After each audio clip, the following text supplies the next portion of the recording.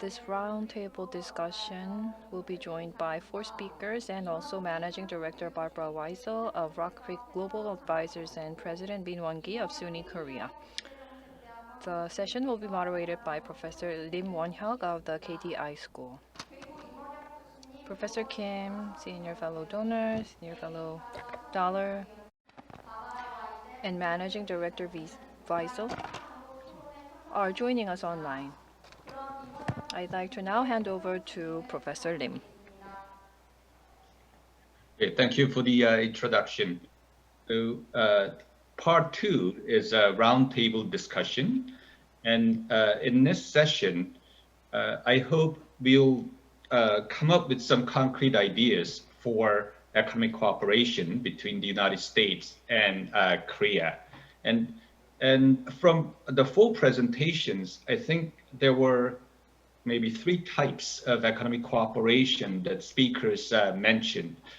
First one is basically trade and investment. Dr. Dollar talked about, possible agreement on cross-border data flows, and if political economy permits, there may be some room for, possible accession to the CPTPP.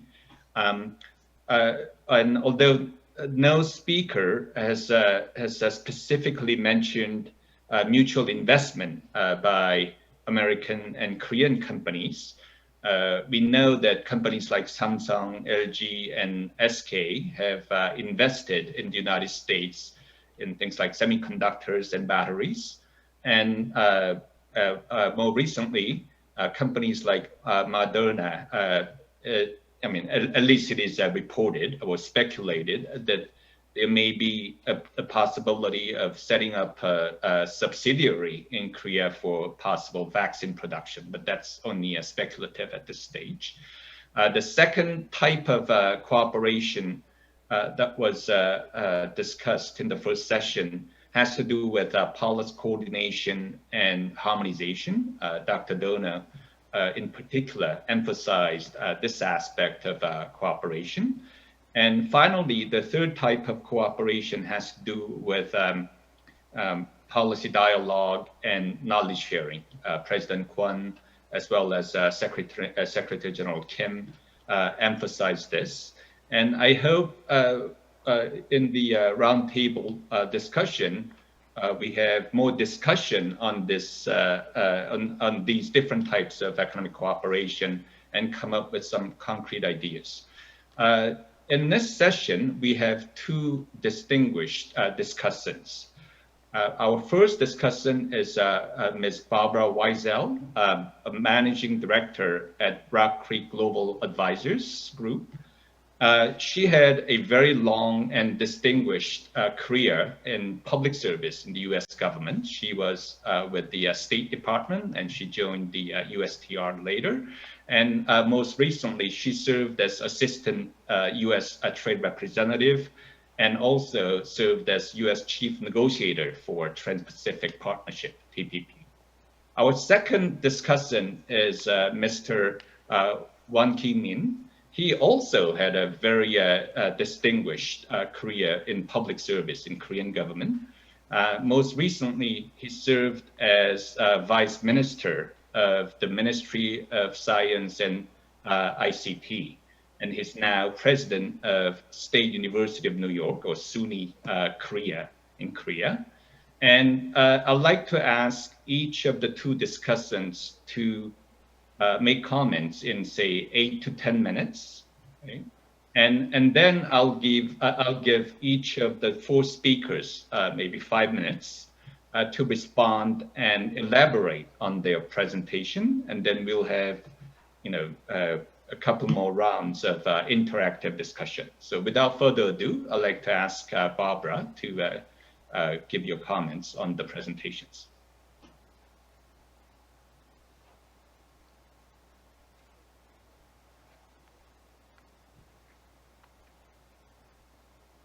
Thanks for inviting me to join this KDR webinar, and I'm really delighted to have the honor of joining you in this distinguished panel to discuss US-Korea cooperation. I'll comment briefly on the presentations from part one, particularly the recommendations for cooperation, and then offer a couple of additional thoughts on frameworks for cooperation. And let me just start by making the point that the Biden administration has been unusually clear about its priorities. COVID recovery, COVID relief, tackling the climate crisis, maintaining technological leadership, and addressing the climate challenge, including by working with allies and partners. I think much more so than often you get at the beginning of a new administration. And Korea has set many of the same priorities.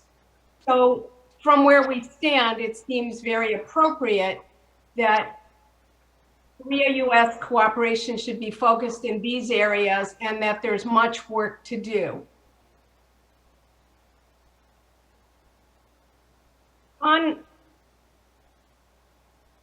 I'm hearing a lot of background noise and I don't know if that's me, so I'm just going to keep going.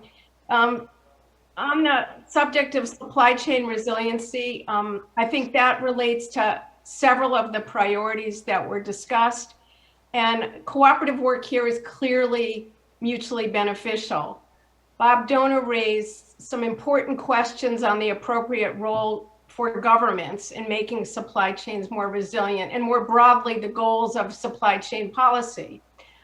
I agree with him that the focus of government work should be on areas where policy action can strengthen incentives or overcome coordination problems among firms in specific sectors and where firms don't reap the benefits or bear the risks of the vulnerabilities to supply chains. And those sectors would include, in addition to the ones that I think already have been discussed of national security, public health, critical minerals, I would also add technology to promote green growth. Specific coordination, I think, will depend a bit on the outcome of the 100-day reviews that are ongoing in the United States, as well as the year-long reviews that have gotten underway. And that work is very detailed and specific. The administration is taking comments now, and I think we'll be putting out its initial thinking in early June. But safeguarding critical technology is clearly going to be a focus of this work. And to further this goal, I agree with Bob that discussions should include strengthened coordination of export controls and national security reviews, as well as building trusted partnerships and supply chain relationships. But in addition, I would suggest 3 other specific areas for cooperation on critical technology. And that are, those 3 are establishing a certification mechanism for imports of ICT hardware and software, but based on industry-led standards and conformity assessment. Second, coordination of research and development for specific critical technologies, including semiconductors. And I guess some of that discussion is already getting underway. And third, coordination or some sort of coordination mechanism to shape priorities on the development of key technology standards. There has been some discussion with other countries about this. I don't know if any has started between the US and Korea, but I think that's an important area. I want to turn to David Dollar's point and his point that the US, Korea, and other partners should consider how to move forward, and their goal should not be decoupling, which as he pointed out is unrealistic. I agree with that. Instead, the goal should be to establish proactive measures the US and its allies can pursue to promote their competitiveness, to ensure fairness, to ensure reciprocity, and to advance their common economic interests. As he pointed out, and I think others did as well, the best way to do that is to control only the truly sensitive technologies and to coordinate on R&D. obviously defining what is truly sensitive is going to be challenging, and there's going to be lots of disagreements about that. But I think that as the US and many of its partners have concluded, like-minded partners need to work on this issue together for any policy on controlling critical technology to be effective. On David's point on Buy American and government procurement, I agree with that as well. There are real economic costs of these policies and also potential impacts on cooperation more broadly, including in the WTO. The government procurement issues have exposed tensions between the policy goals of working to bring back supply chains and build the economy, but also to revitalize relationships between the United States and its allies and partners. And those will need to be worked out. But I wanted to mention a positive sign that came out today that I'm not sure people have had a chance to see, and that is that the Biden administration announced that it would not continue its efforts to exclude essential medicines from its WTO government procurement agreement coverage. Something that it had announced late last year or sometime last year, and it was in the midst of negotiating. And it announced today that it was withdrawing that request, and it was going to avoid clashing with other government procurement agreement members and avoid potential retaliation. And in announcing this, the USTR said that it looked forward to working with parties to the agreement to find solutions to secure medical supply chains between allies and partners. So having stepped back, I think that's a very positive sign, and I would expect that both the US and Korea will place the issue of medical supply chains and hopefully supply chains more broadly on the agenda of any US-Korea discussions. As for other trade cooperation, I agree here as well with what David said. The US does not appear likely to rejoin TPP or join CPTPP, and certainly not to join RCEP. So those initiatives will go forward, at least for the time being, without the United States. The US has made it clear that trade agreements are not where it intends to focus its near-term energies, despite what other countries are doing on trade and investment agreements. In fact, it's made clear it won't launch any. So their focus will be on dealing with COVID, dealing with climate change, getting the domestic infrastructure package through, and it's very hard to see trade moving up that list of priorities. David lamented the conclusion of CPTPP and RCEP leaves the United States out of the regional trade architecture, and maybe that should be a wake-up call for the United States. It has been for some. You've heard Agriculture Secretary Vilsack and various members of Congress calling on the administration to look at new trade agreements, including TPP. There hasn't been a response. David also noted that there might be interest in looking at a digital trade agreement or other sectoral agreements as a second best option and maybe the lowest hanging fruit. I think there have been various stakeholders in the US and other countries that have been calling for that, but at least so far, the Biden administration has not expressed any interest in moving forward on any of those. It is early days in the administration. They need time to develop their trade strategy, but at least so far we haven't heard much about that. On pharmaceuticals, I agree with Soonman Kwon's comments on the importance of cooperation on pharmaceutical value chains. I hope today's announcement helps in that regard. I think that there's lots of work that the two countries can do together in preparing for future pandemics and ensuring access for vaccines and medicines globally. One other area I want to throw into the mix is discussion of AI policies that can promote the development of new drugs and health technologies. So bringing together the work on digital with pharmaceuticals, and I think that's an important area. I also agree with Sohee Kim's comments on the importance of cooperation on climate change, particularly on power generation and green infrastructure and autos. And I think it'll be interesting to see what comes out of the climate summit this week and then where that leads in terms of next steps on cooperation. Before concluding, I wanted to offer a thought on the value of establishing a bilateral framework for US-Korea cooperation. Since the KWON agreement was concluded, the US and Korea have not maintained what they used to have as a quarterly trade dialogue.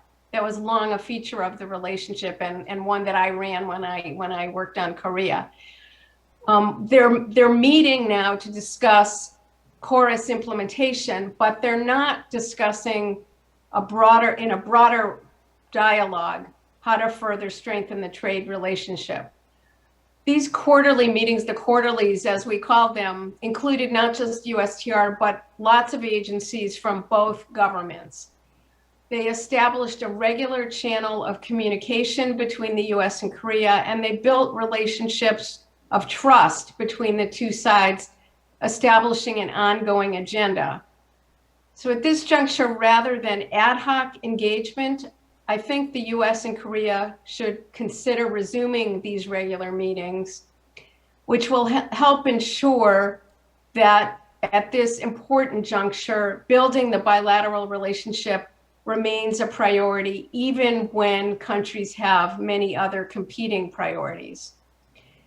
It would provide a framework for regular policy consultation, for addressing bilateral issues, for promoting policy alignment, and for coordinating their respective agendas in regional and multilateral organizations, WTO, G20, G7, and APEC. They also can use the meetings to support initiatives on the work that we've been discussing here today, joint R&D standards, or even to negotiate new understandings on an MRA, for instance, on GMP. It would also serve as a forum for building on existing initiatives or exploring new ones on digital governance, whether there's a regional agreement or not, disciplining subsidies and state-owned enterprises and building on the work that's gone on elsewhere on this, and also discussing global excess capacity on steel, which might foster broader cooperation among like-minded countries. So I think a framework like this could be very valuable. But in the interest of time, I'm going to stop here. Thanks for including me in the discussion today, and I look forward to the discussion that follows. Thank you very much. That was a very comprehensive discussion of the presentations. And the last item you mentioned, a bilateral framework for Korea-US cooperation. I think that would be a very useful idea. Now, I'd like to invite President Wonki to deliver his comment. Thank you, Dr. Reem. Could you hear me? Yes. Okay, thank you. Very good. So let me first thank 4 speakers for your excellent presentation. So I really enjoyed your presentation and excellent actual intervention from Barbara WEISEL. And I do agree with the importance of the resuming this course discussion before mentioning about the 4 speakers' presentation. And it is very important to understand the change of the mode of this bilateral relationship after the inauguration of the Biden administration. When Trump administration was there, America First was the slogan. So the bilateral discussion with the US was focused more on just bilateral issues, just as the cost sharing of the US military forces in Korea, or the interest of Facebook or Google, those kind of companies in the Korean market. However, with the inauguration of the Biden administration, America is back, and America wants to lead the international agenda setting. So just recently, the Special Envoy for Climate, John Kerry, visited Korea. That clearly shows the expansion of the kind of agenda in bilateral cooperations between 2 countries.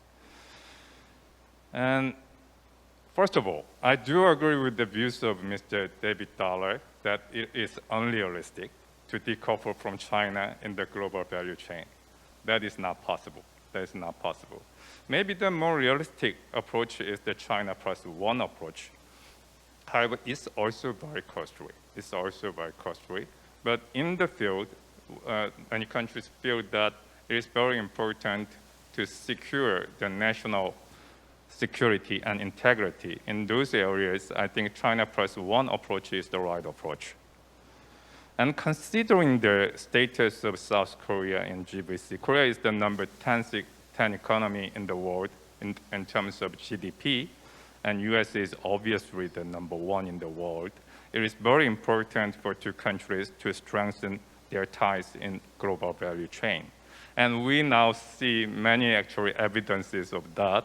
Recently, the settlement of the electrical vehicle battery dispute between SK Innovation and LG Energy Solution was possible because of the intervention of the US government. And President Biden actually mentioned that that's the victory of the US auto industry. So it creates the kind of strong connection and strong ties between two economies. And recently also, President Biden invited Samsung when he held this virtual summit meeting with auto executives and other business leaders. So I think there is no doubt that two countries can complement each other and can play even vital role in the global value chain.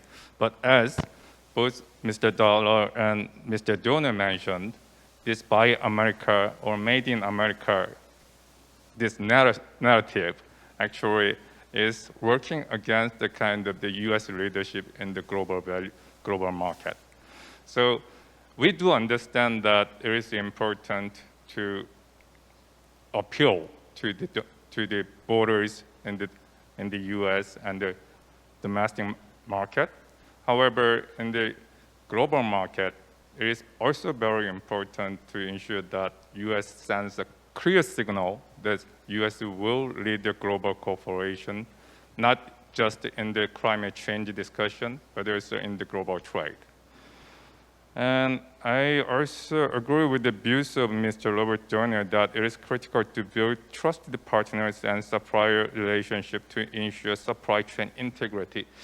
This issue actually revealed when we had the breakout of this pandemic, so the lack of PPE, and recently the shortage of the semiconductor chips actually raised the visibility of the importance of the supply chain integrity. However, it's also very important we need to think about the cost and benefit of this issue. So if we should put some kind of the fence, I think that should be built on the small yard, not in the big yard. So it should be very cost effective. It should be very cost effective to ensure the security of the supply chain. However, nonetheless, it should not hurt the economic vitality of the global value chain. And here is one, I just want to raise two related issues regarding this supply chain integrity, because this Huawei issue is still existing in the global market. That issue was raised by the former President Trump, but this is still the kind of a very important global supply chain management issue in many countries, because many OECD countries actually already installed Huawei equipment, not only 4G as well as 5G. And Korea is one of those countries. And US actually has made it very clear that that would not be acceptable and that would not be good for the kind of the long-term relationship with the US. So I think countries need to find a way to move forward, especially between Korea and the US. And I would like to emphasize once again, we should build a fence, big fence, but in a small yard, even in this matter. And there's another important issue here. This is a Korea-Japan trade conflict.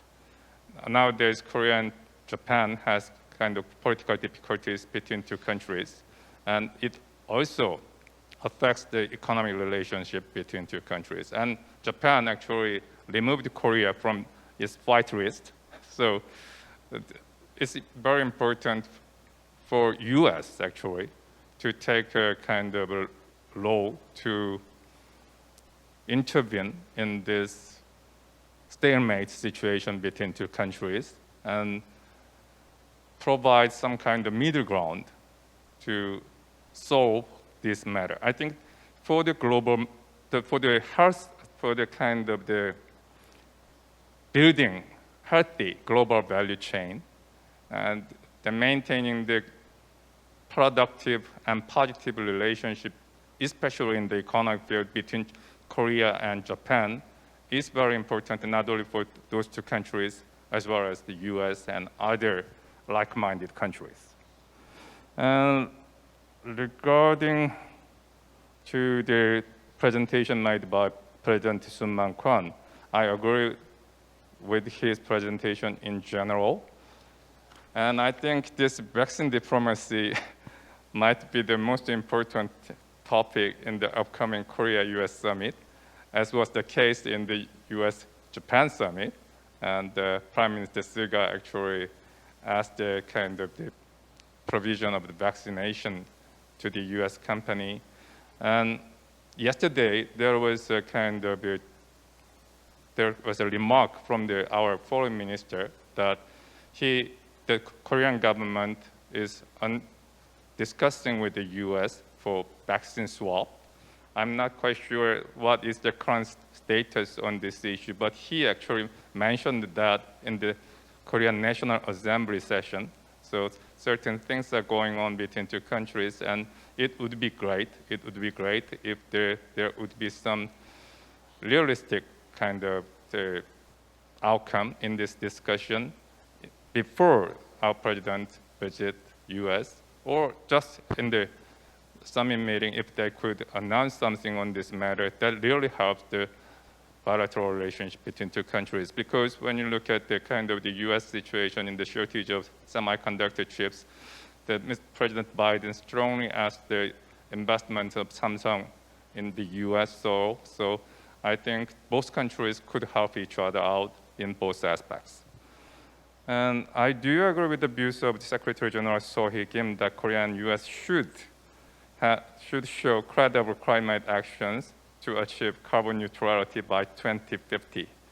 To say something is very easy, but translate that into action and getting result is very difficult. We have seen that for many years on this specific topic. And both countries have very, very bold actually ambition on this one. And this is not easy, but this is not an easy target. Everybody knows about it. So what we should do is actually building international and global kind of atmosphere. So the countries who have committed, countries which have committed at COP21 should take real actions to achieve the goal they already committed, and they might actually need to actually raise that kind of commitment in the upcoming meetings. So I think it's not easy to achieve this kind of goal in the bilateral fashion. So I think multilateral cooperation is critical. And we are expecting the leadership of the US in this important matter. And I do believe that the appointment of John Kelly really shows how important this matter is in the United States. And we all look forward to the Earth Day Summit, which will be hosted by President Biden. And there are a few other issues I would like to also cover. So number one issue is this detailed taxation issue. And currently, the OECD BEPS negotiation is still going on. And it aims to finalize this discussion by July 2021. And this pillar one of BEPS, this negotiation is directly related with the digital tax. And US is adamant on making some kind of international agreement through this BEPS. But there are some like-minded countries, such as Italy, France, India. They already decided to impose some form of digital tax unilaterally. And some countries are waiting for this BEPS conclusion. Korea still takes the position, just like the US, that this matter should be determined in the OECD level. But I think it's very important to make certain achievements in the coming BEPS meeting. If we miss the target again, I think the we will see some unilateral detailed tax imposed from many countries. So I also expect the US leadership in this matter in the OECD BEPS negotiation. And it is encouraging to see that the Secretary of Janet Yellen actually mentioned that there is a need to put the kind of global minimum corporate tax, which is also related to the Pillar 2 of the BEPS negotiation. So it seems that the US is more engaging after the inauguration of Biden administration on this issue, and that is really, really encouraging sign, especially when you look at the rapid progress of digital economy. It's urgent for the global community to build certain kind of new taxation norm, which could be applied to all countries in coming years. And between US and Korea, last year, USTR actually anti-report pointed out that Korea still maintained restrictive data policies. So it's an outstanding issue. And Korea, I actually was the person who actually led this whole issue. And I think our understanding is that Korea is willing to work together with US free flow of data, cross-border data, but we also need to be mindful about the developments in the European countries, especially in the EU level. I'm not just talking about the GDPR, as well as I'm talking about the recent EU AI draft law. So they are actually aiming to expand the kind of the regulation in the field of AI, and that will actually impact all countries. That will impact all countries and companies. So I hope that the US and Korea can work together to find out the common area, how we could actually work together to discuss this matter with the European Commission. And I think the upcoming US-Korea summit is really, really important because it will set the tone for the future trade relationship as well as political relationship between two countries. It seems to me that the vaccine issue, climate change issue, and supply chain strengthening issue in the field of semiconductor batteries, 5G and 6G, those will be the main topics. But we also hope that this will work as a kind of platform to send a very positive signal to the market, not just US and Korea, but to the global market. The US is really back in the global scene as a kind of supporter of the free trade.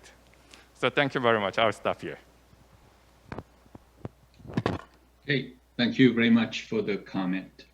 Now I'd like to turn to Dr. DOHNER for his response and elaboration on his presentation. Well, thanks very much. This has been a real pleasure for me to participate in this conference. I enjoyed all the discussants' remarks and the presentations by my colleagues. Several things strike me.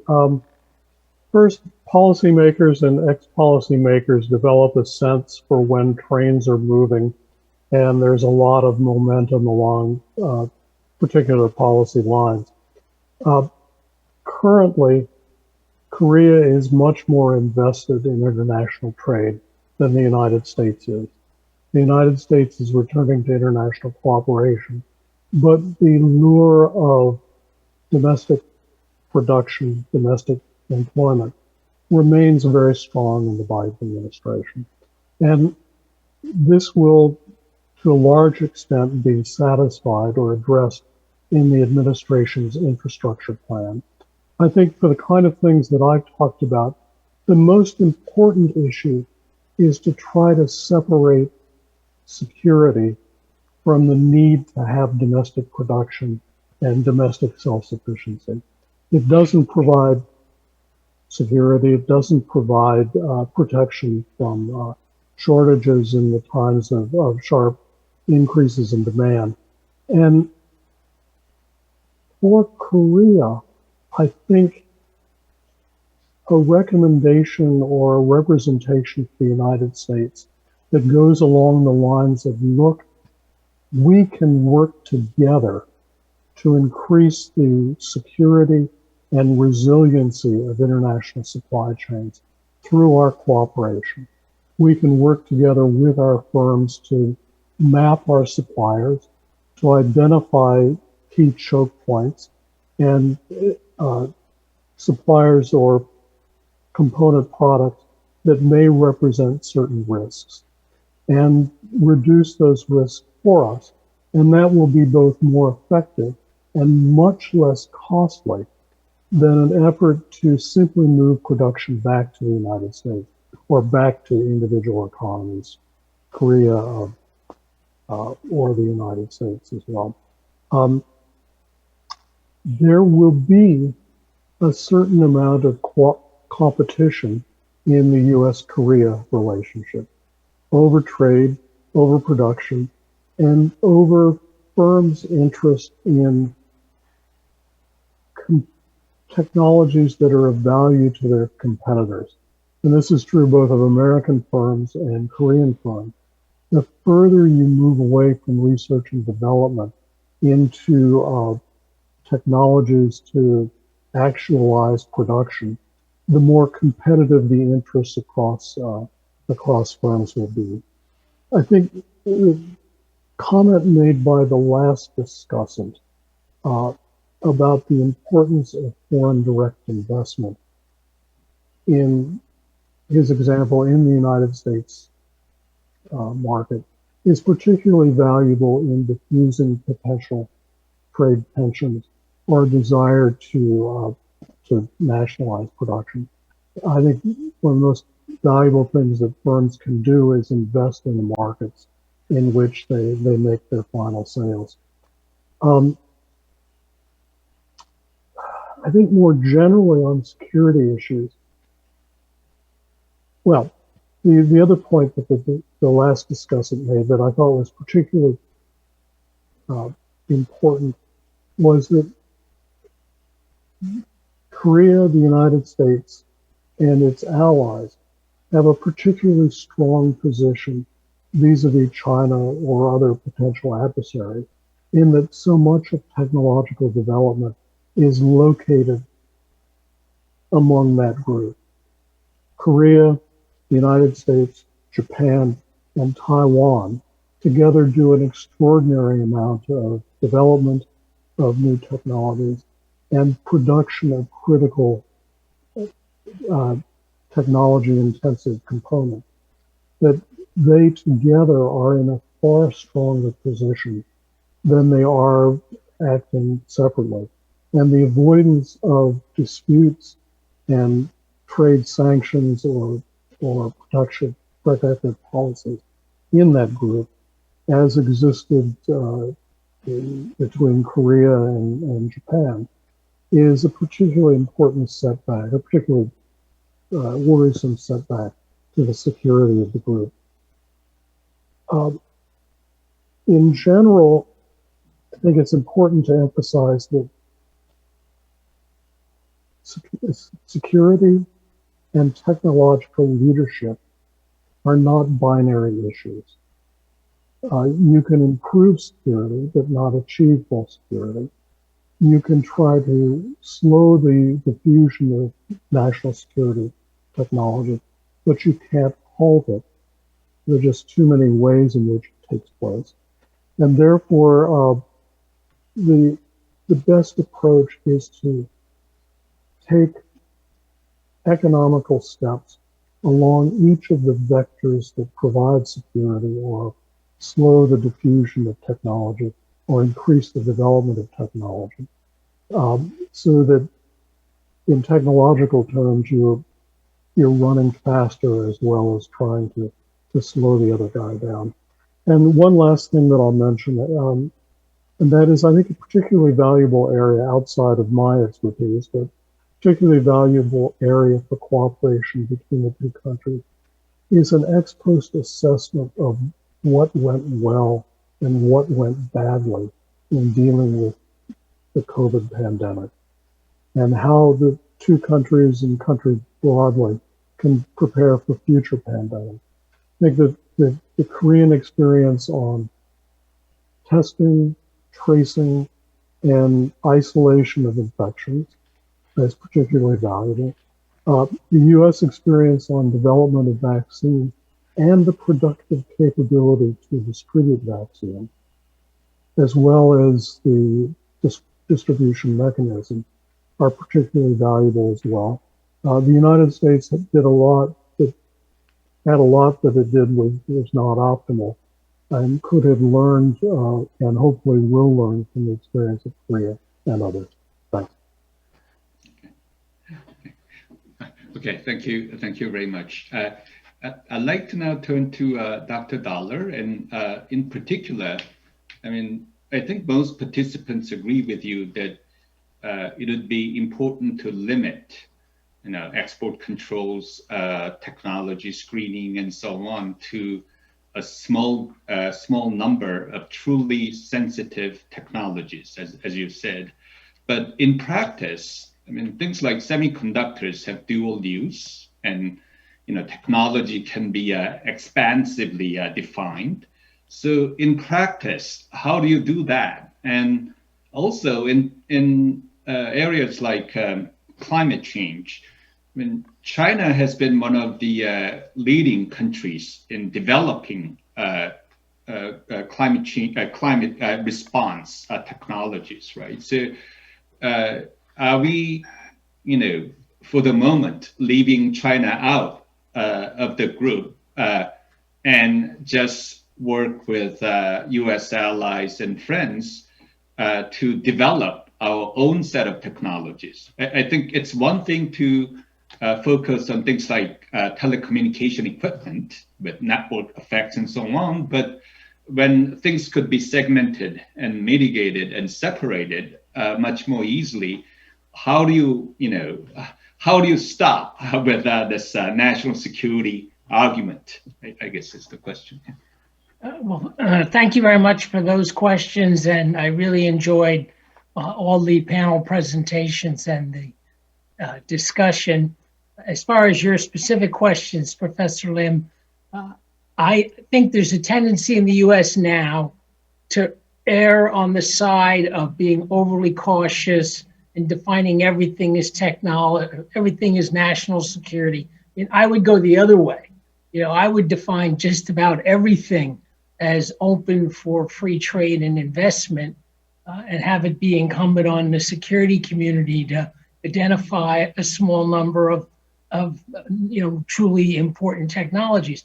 Like semiconductors, we throw this phrase around, but there's huge different types of semiconductors, right? At the moment, China's producing very low-end semiconductors, and they seem to be far away from producing sophisticated semiconductors. The United States is an important producer. South Korea, there are just a few places that are producing the real high end. So within that, there clearly are some kinds of semiconductors that are important for the military. And then probably more importantly is the sophisticated equipment that makes semiconductors. So of all these various decisions, the restrictions on selling the semiconductor manufacturing equipment to mainland China, that seems sensible to me. The decision preventing Taiwan Semiconductor from using the machinery to sell chips to China, that one's a little bit more debatable, to me. But I would rather, I'm worried now that this, national security has really become an excuse for broad protectionism in the United States. And I know that's not going to work out well. A few years from now, manufacturing share of employment is going to still be 8%, where it's been for a long time in the United States. Might decline a little bit from that because of productivity growth. So I'm a little bit worried the administration is building this idea among the populace that there could be a big resurgence in manufacturing, when in fact the U.S. is a major manufacturing producer. It just doesn't take very much employment to produce the manufacturing production we have in the United States, and I don't see that changing. So, so I do worry about that. Your second question was about cooperating with China on climate change. We're going to run into this problem very quickly, that China is the low-cost producer of solar panels and probably other types of technology that are used in dealing with climate change in a cost-effective way.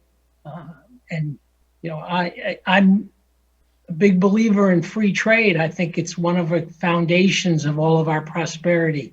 So I think, cutting off some of that trade, suppose it ends up costing twice as much to make batteries in the United States.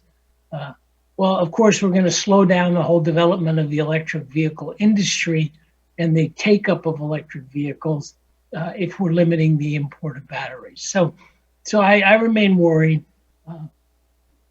We may yet see some practical decisions by the Biden administration. These are trade-offs they're going to face.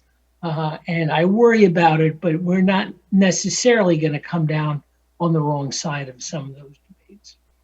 I want to agree very much with a lot of the things Barbara said, and in particular, listening to the whole discussion, it strikes me that a lot of the US-ROK issues are complicated technical issues.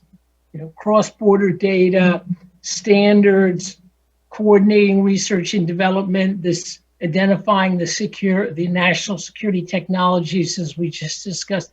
None of these are, what we used to call stroke of the pen decisions or reforms, where the president just makes a decision, signs a piece of paper, and the world changes. So I think the idea of a regular quarterly discussion that goes beyond the narrow free trade agreement, that has the right personnel from both sides to talk about technology standards, the issue of Huawei data, all of these, that seemed a really excellent recommendation, building on a lot of good ideas that people have been bringing out. Last point I want to make is I do think a good area for the US and Korea, and a couple of people have brought this up, working together on issues for the developing world, both vaccines in the short run and climate change in the more medium to long run. I think that is a good area for US-Korea cooperation. So it's natural that this first summit is going to focus on some immediate issues for the two countries, but I hope we don't lose sight of that larger development agenda, which is a good area for our two countries to work together. Thank you. Okay, thank you very much. Now I'd like to invite President KWON to make his response to the comments. Thank you. Well, I agree that currently one of the most key critical issues in the cooperation between Korea and US in the health sector is the vaccines for this COVID-19.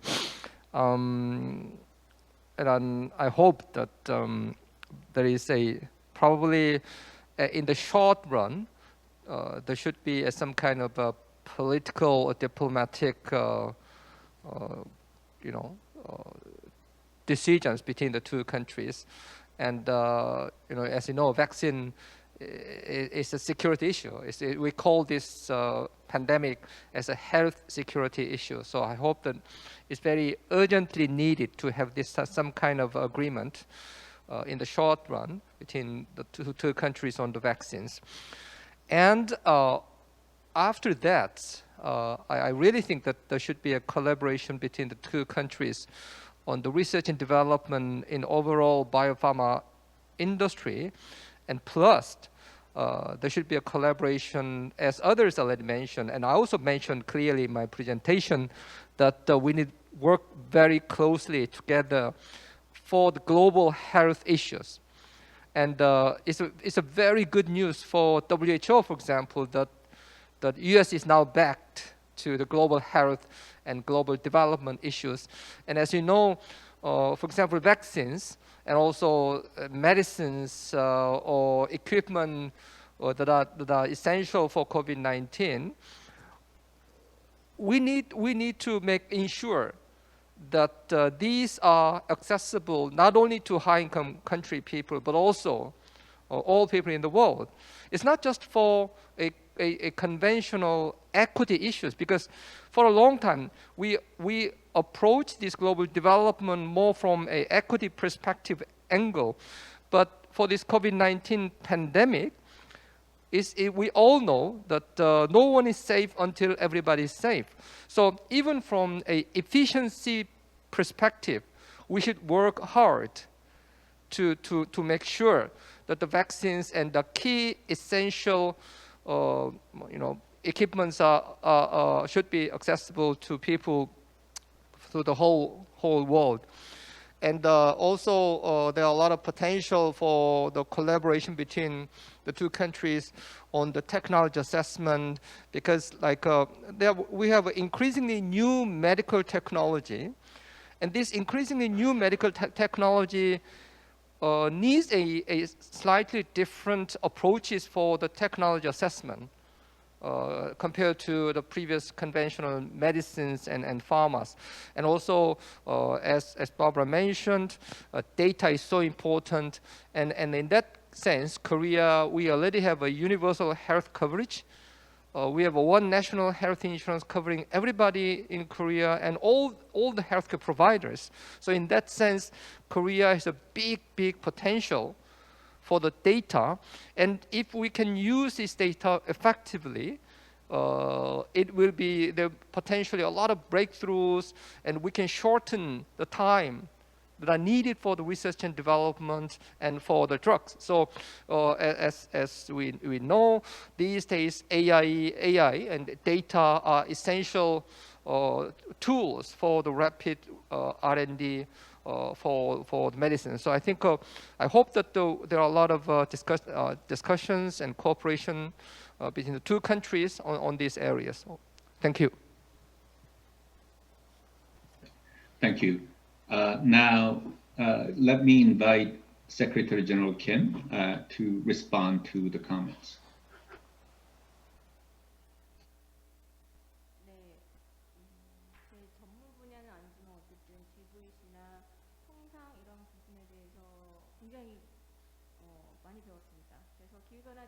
Huge learning session for me. I learned that we need to take a broader approach to take into account trade as well. And Mr. David Dollar, you mentioned the investment in infrastructure. And I also mentioned how the two countries can also cooperate on infrastructure investments and the infrastructure package to be passed. And as for the developing nations, cooperation on developing nations, I do have a slightly different view. I would like to elaborate later.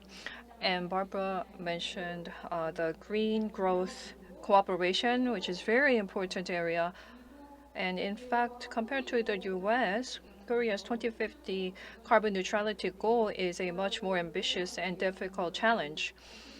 To achieve it, the only way is to innovate technology. And in innovating technology, how closely Korea and US can cooperate is very, very important. As for cooperation on developing nations, yes. In fact, Korea has presented ambitious targets. Nevertheless, those targets were not met. And as it declared carbon neutrality by 2050, the Korean government was asked to take trustworthy actions and also to stop its financing for coal-fired plants in developing nations. And I'm very well aware, and the Korean government is very well aware of such calls. But how to do that exactly is a big challenge. And in responding to the carbon neutrality target, this is one of the biggest challenges that Korea faces. In fact, coal-fired power plants, shutting them down and creating a new energy mix was already difficult domestically. And that's one of the reasons why Korea started to look overseas and to make investments elsewhere. Of course, Korea has one of the best technologies in the world. Then developing nation governments need energy demand to be met for them to develop. And where are they going to get that source of energy to meet all the demand? This is a very difficult question. And this is one of the areas where Korea and the US need to exert a better leadership to provide the necessary support through funding. Naturally, I think the funding should be able to flow into more clean energy solutions for developing nations also to grow. If the US can play a bigger role in providing green energy funding, it will be very helpful. And also, Korea, instead of asking Korea to stop financing coal-fired power plants, I think that it will be better to maybe create a mood for Korea and US to cooperate to bring this into practice. The biggest framework that is changing the trend is, as I mentioned, the climate risk disclosure and ESG business management.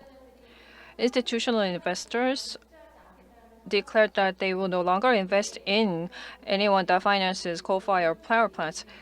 And that was really the beginning of this new trend. Naturally, Korean investors are well aware of this trend. But there is this long practice. So changing this long practice requires time. And enacting such changes will require a natural flow that does not excessively pressure the Korean businesses. And in that process, I believe Korea-US coordination is very, very important.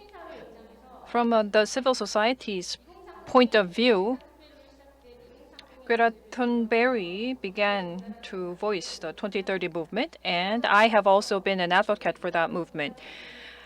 The United States government needs to regain its leadership in green energy and climate change.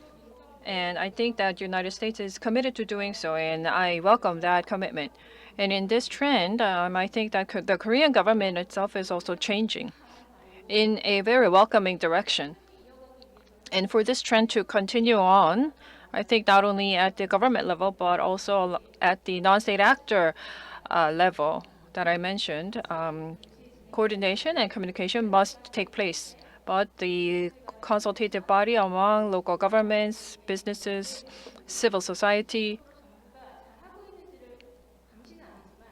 not necessarily maybe serve keeping the government in check, but really needs to be sustained by cooperating with the government, the central government. And that would be my hope, really. When it comes to ESG or climate risk disclosure, recently, one of the biggest asset management companies, BlackRock, urged listed companies to disclose their climate risks. And that's why Korean companies rushed to do so. So what parts needs to be disclosed is not clear. And there is a lot of confusion over this. So even in the US, I think that developing the right indexes and guidelines, there are many confusing messages that needs to be clarified. So experts need to work together on this so that in the private sector, the funding can naturally flow into greener areas. So to do that, I think expert-level consultative body also needs to be built. Thank you very much. Thank you. Well, let me ask a few questions to the panelists. As President Min mentioned, one of the most talked about issues in Korea these days is vaccine rollout or lack thereof, or a limited vaccine rollout. In the United States, 40% of the total population have been vaccinated, at least a single dose, and 25%, I believe, have been vaccinated, fully vaccinated.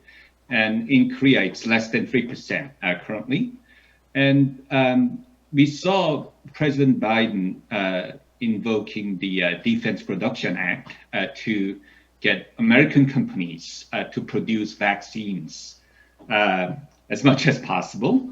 And at the same time, I understand that, American companies would have their concerns about intellectual property and so on, and maybe much more likely to set up, say, 100% owned subsidiary or export directly from the United States after a booster shot, than to share massive quantities of vaccine right away. But what do you think are sort of practical options for countries like Korea, that have done a reasonably good job in terms of social distancing, masking, and everything, but is really in search of vaccines at this point? Could anybody come in on this point? David, Barbara, or Bob? Well, it's definitely not my area of expertise, Okay. but a couple people have already mentioned this is an important topic for the upcoming summit. And so I do think, unfortunately, this may not be the best way to run the world, but I think if you had a strong appeal from Korea to President Biden, that is likely to speed things up. What's going to happen in the US is we're going from a shortage of vaccines, and very soon we're going to have a surplus. We're now running into a problem that there are a lot of Americans who don't want to get vaccinated. That's a particular problem we're going to have to deal with, but I'm pretty sure we're going to have an excess supply of vaccines fairly soon, and there would be some potential for the president to intervene in how those are distributed. Bob, did you want to say something? Okay. Sure. So on the development and rollout of the vaccine in the United States, I think in retrospect, Project Warp Speed is going to turn out to be a very successful and actually path-breaking approach. The combination of advanced purchase agreements for a number of vaccine candidates, coupled with the use of the Defense Production Act and subsidy to make sure that each step along the way of the products necessary to actually deliver shots into the arms of individuals scaled up, and there were no bottlenecks at any point in that process. We've had generally good but somewhat mixed results in individual vaccine rollout methods. What's turned out to be particularly effective in the United States is community drugstores and supermarkets. It turned out to be very good, very efficient ways of getting a lot of vaccines out. And I'd love to hear Barbara talk about licensing issues in international trade and international production of pharmaceuticals.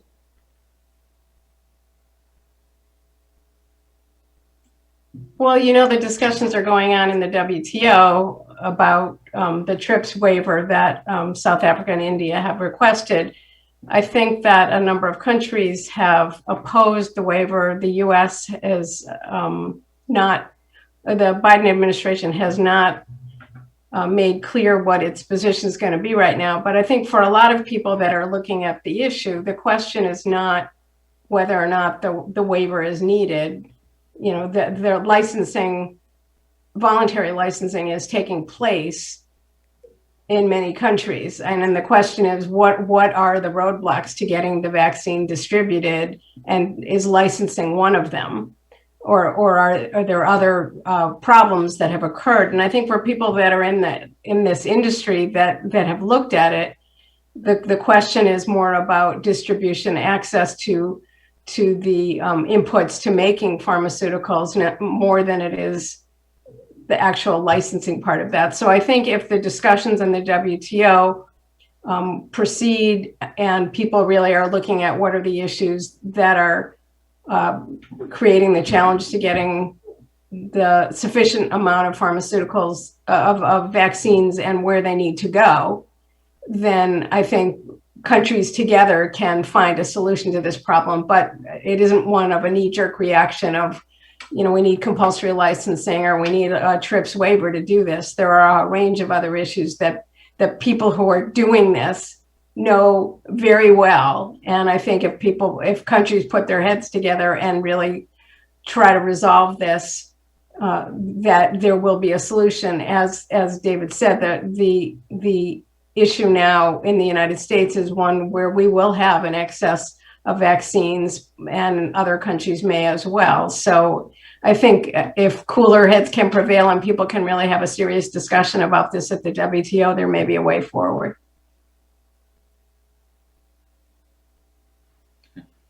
And I'd like to pose another question. You know, when we talk about decoupling or supply chain security and so on, some people think back to the Cold War days and, you know, KWON and all those export control measures and so on. You know, going forward, given where we are in terms of you know, multiple countries, not just the United States, but maybe big 5 or 6 countries investing heavily in R&D and having their own, you know, comparative advantage along supply chains and so on. Going forward, what do you think is the realistic configuration of supply chain security conversation? Because and things like telecommunication, given what happened with underwater cables and so on during wartime, I can see, you know, Huawei meets history, as one of the recent Brookings articles says. I think caution is needed on that network areas, but for many other fields, I mean, it seems like segmentation or separation is possible to some degree, while having cooperation overall among different countries. So what do you think is the practical configuration going forward in terms of global value chain security? Bob or David, I think you are best positioned to do this.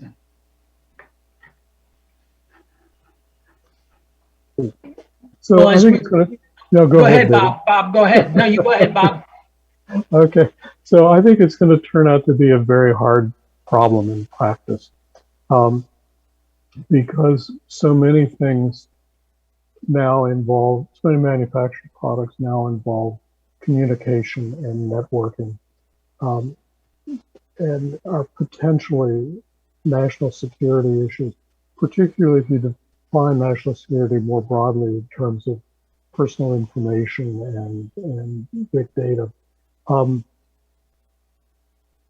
I think it's going to be somewhat easier to segment production for military use, and also to qualify or document the security of products that go to the defense establishment.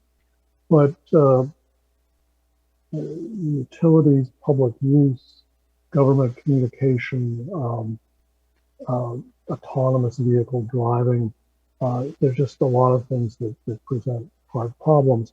And in addition, most of the breaches have involved software and not hardware.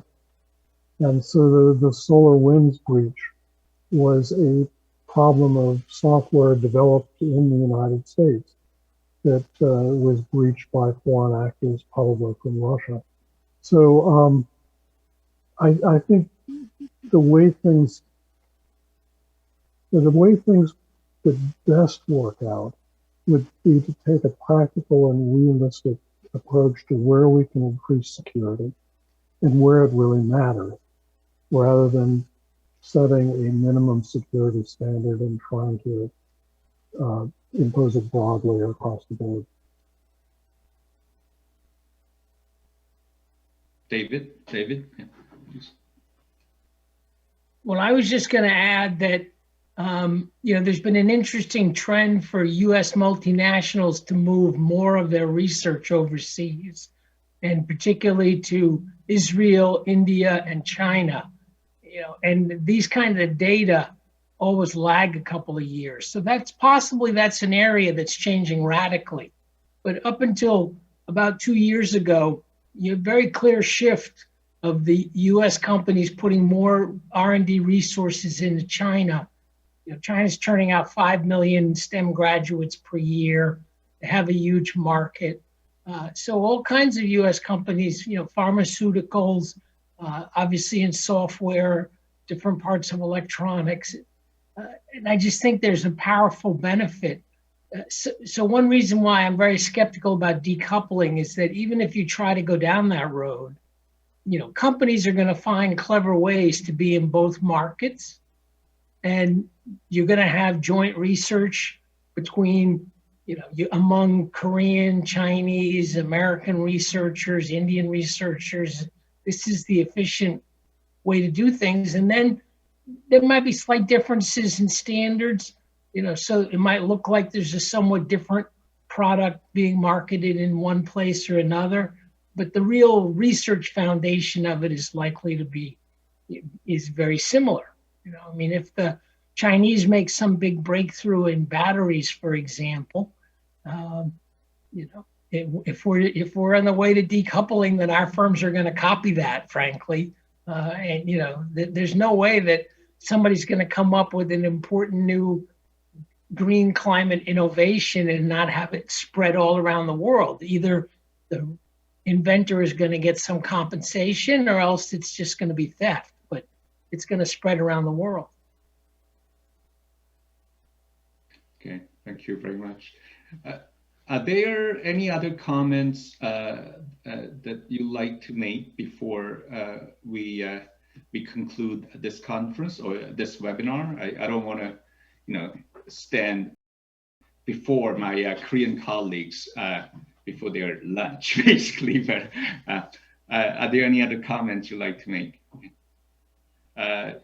In Korea, President KWON or Dr. Kim, would you like to make any further comments?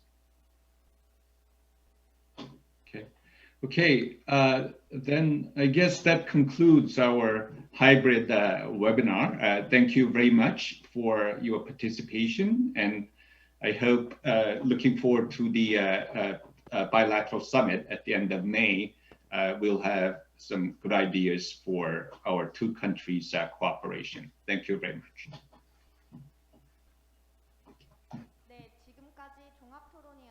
Very much. That was the roundtable discussion. I'd like to thank Professor Reem, Wonhyuk, and all the panelists for your participation.